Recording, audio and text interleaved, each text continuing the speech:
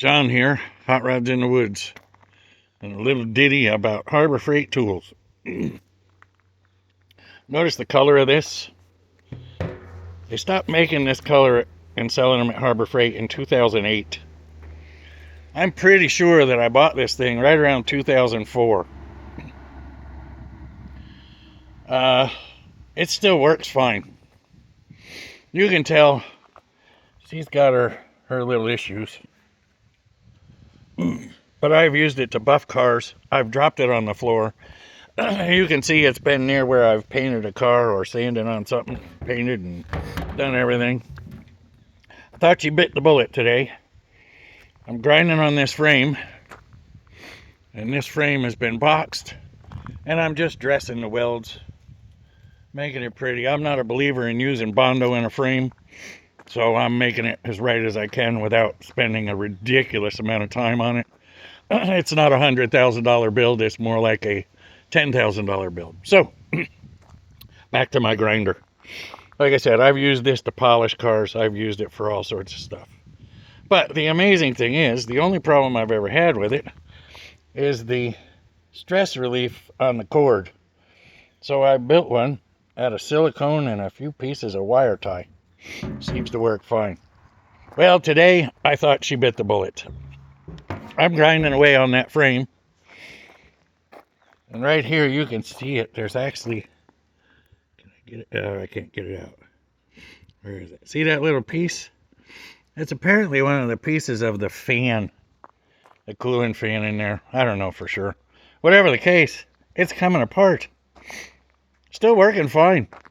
All of a sudden it started puking a few pieces and I figured out what it was and I just kept right on it grinding, and I ground again probably another 30 minutes.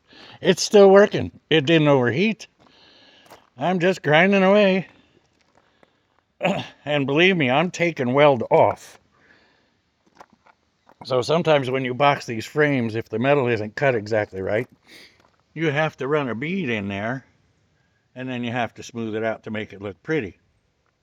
So that's what I'm doing. Well, it's still working. So all of that Harbor Freight making junk tools, this is the golden era of Harbor Freight when everybody said they were making junk tools. I can't knock it. Once again, you've already seen my video on the Bauer stuff. Ooh, I think that piece just fell out. If it did, nah, it's still right there. You can see it. I'll pick it out of there. But anyway, the old girl's still plugging away.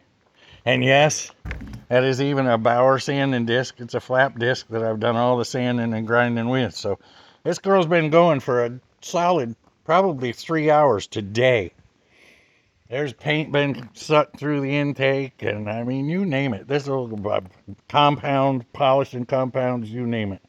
There's probably a little bit of wool in there from the buffing pads. I can't say anything bad about them. I'm going to go right back down there, probably tomorrow, and I'm going to buy another one. It'll probably be red. It might be blue. Who knows? But just more proof that sometimes you got to just tell for yourself and don't go by what everybody says. And we've been through this discussion. I've had Porter Cable, Ryobi, or however you want to say it. I've had Milwaukee. I had Milwaukee when they were just another name. I've had all sorts of power tools. I had Craftsman's when they used to be good. I had DeWalt's. In fact, I have a DeWalt jigsaw that after using it 4 times, the shaft started wallowing out, and I had to go back to my old corded, yes, corded Black & Decker right here. I think it's a Black & Decker. Yeah, Black & Decker to finish the job. This thing's been through hell too, but still works. Well, I've got all sorts of stuff in here. Anyway, that being said, look, those are all Harbor Freight tools with cords. And there's a few up there that are Harbor Freight tools with cords, depending on what you know. Oh, there's Chicago Electrics and just all sorts of garbage. There's Porter Cables there. I'm even going to go over here and show you some of the other stuff so you understand that I'm a tool guy. That's one of my boxes of air tools that all of this stuff has gone away from.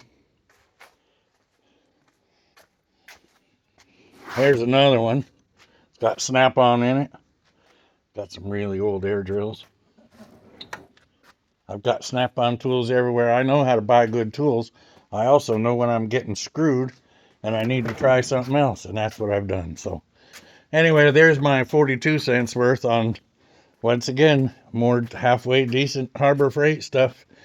It sits on the shelf, or you beat the hell out of it, and either way you win. I don't know what a Milwaukee grinder costs, and I'm not going to go look it up, because I guarantee you I can buy 4 of these before I buy 1 of those. So please like and subscribe. Have a wonderful day. Remember, it's John at Hot Rods in the Woods. If you don't believe me, throw up a comment saying you don't believe me. I'll go buy a Milwaukee and I'll take both of them and I'll pull the trigger on them and just leave them sit here and let them run for a week, and we'll see what they do. No, I won't. I wouldn't waste my money on that. They're both going to run fine. This one's just going to leave me a hell of a lot more beer money. Have a great day. We'll be back.